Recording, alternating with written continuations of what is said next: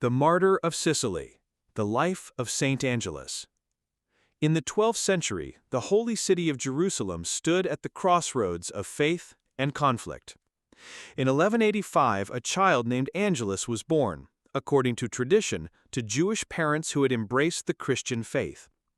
After being orphaned, Angelus and his twin brother John turned fully to God, seeking a life of prayer and penance.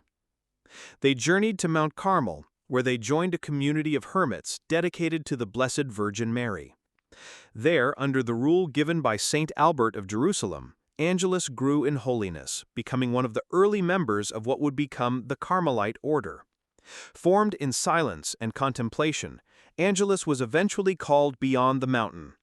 Ordained a priest, he was sent to preach, carrying the gospel into a restless and divided world.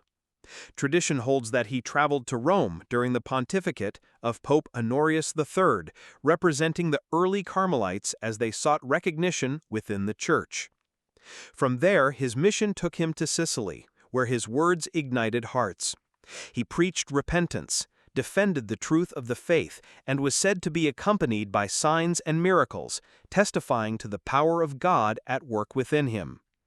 But the gospel is never without opposition.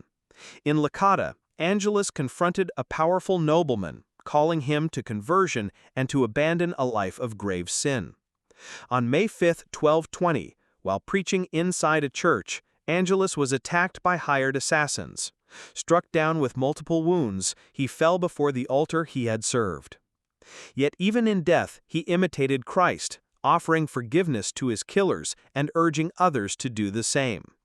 Saint Angelus of Jerusalem is honored as one of the first Carmelite martyrs, a witness to the truth proclaimed not only in words, but in the total gift of his life. His story reminds us, the call to holiness begins in prayer, but is perfected in sacrifice, charity, and fidelity to Christ.